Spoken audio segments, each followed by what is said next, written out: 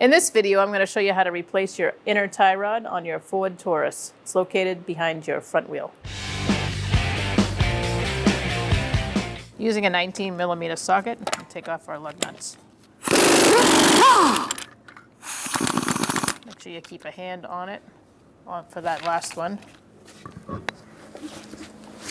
All right, so I like to mark my threads before doing anything with a tie rod, just so I have a frame of reference of where the nut was. So we're going to use a 21mm wrench, and we're going to undo our jam nut by pulling down. It looks like it's stuck to the inner tie rod, so we'll have to free that up. Once that's loose, take out our cotter pin. So you're going to use some wire cutters. Undo your cotter pin, and then hopefully it comes out in one piece. Might use a pick. Shake it around if your car's rusty like this. Rust typically doesn't like the shakes. I'm not cutting it off, I'm just pulling it out with these.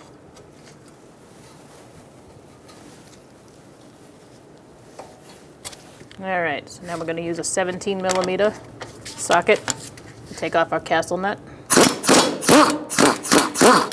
Okay, so now you want to whack it right here. Just don't hit your fingers on that, that would hurt. I have my nut on the bottom of the tie rod, so I can go like that if needed. Okay, so that's free, so we're going to take our nut off.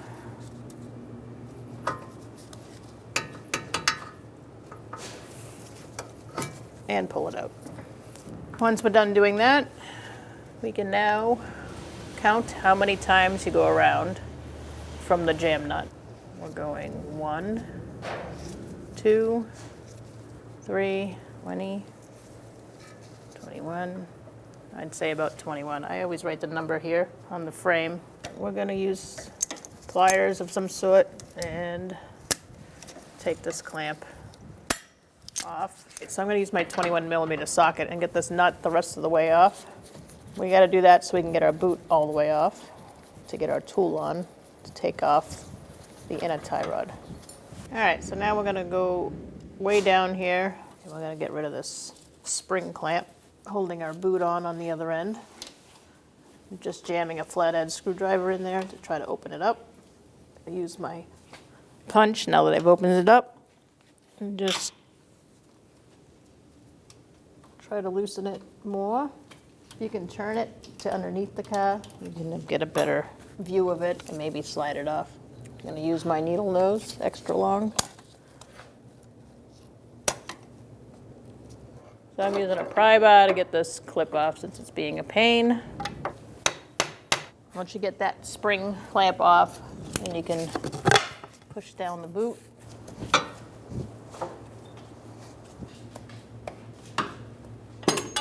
Now we're going to pull this completely off. So what you want to do here is get a pair of locking pliers on the shaft, just in case. You don't want to damage the pinion in the rack. So once you get your locking pliers on the shaft, so you're going to slide this on the inner tie rod, and then you're going to slide this down the shaft. You're going to lock the ears in. First you're going to find the openings, and then this spins to lock it in. Then you're going to use this tool on the end. You can either put your gun or a ratchet, and you're going to spin it off.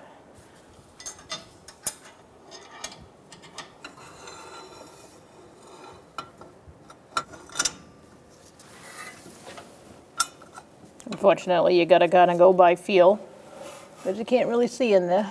All right, so that's locked in. I'm gonna try to break this free. Sometimes it's better to do it manually than with an air gun. When they're really tight, they just vibrate right off, so.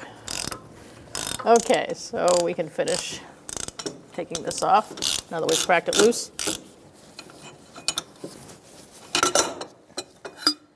Okay, you could take that out, the tool apart now. And take out our tie rod. All right, so we're gonna put our inner tie rod in. I would start it by hand. Tighten it all the way down and then use your tool to snug it up. Once it's tight, you're gonna just go a little extra.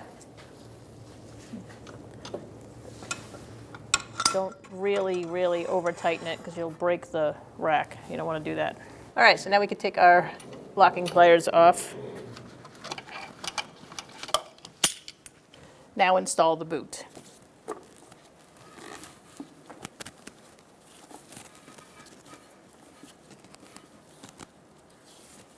Okay, so there's a vent back here that you need to attach the billow to. So you're gonna turn it a little bit, make it line up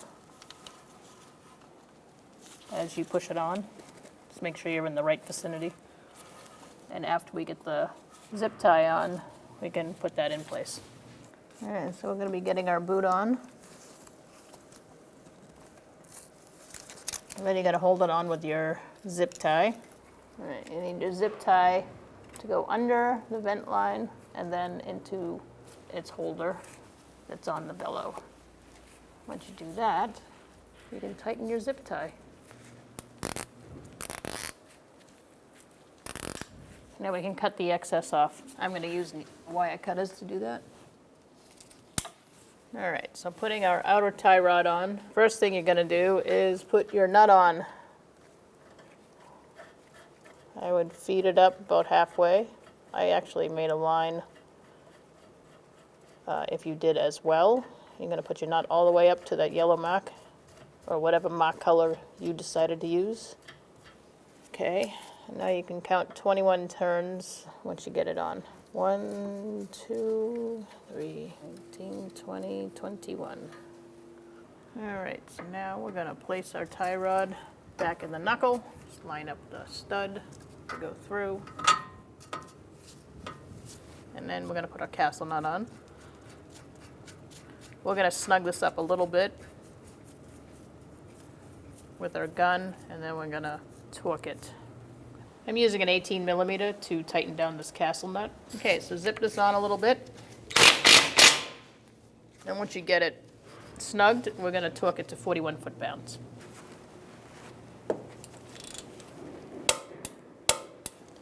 And you're gonna look for your hole for your cotter pin. If it's lined up, great. If it's not, turn it towards tightening. You don't wanna loosen it, find the hole. You wanna tighten it. All right, so now we're gonna stick our cotter pin through. Mine's nice and lined up. And you want to pull this one up and over the stud, and then this one to the side. Just get rid of those ends. You can either hammer them down, push them down, or you can cut them off. And that will keep that nut from falling off.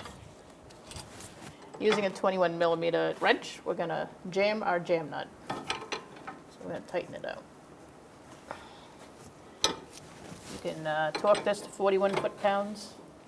If you can get a torque wrench somehow on this, maybe with a crow's foot. Don't have one, so I'm gonna use my feeler strength and go about 3/4 of a turn after tightening it.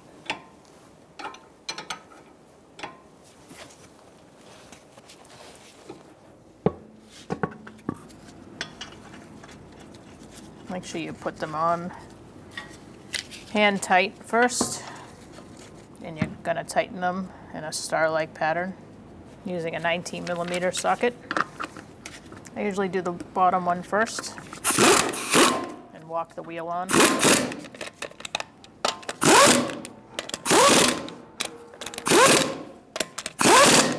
Snug them up, and then we're going to be torquing them. Using a 19mm socket, we're going to torque our wheels to 95 foot-pounds. We're going to do it in a star-like pattern.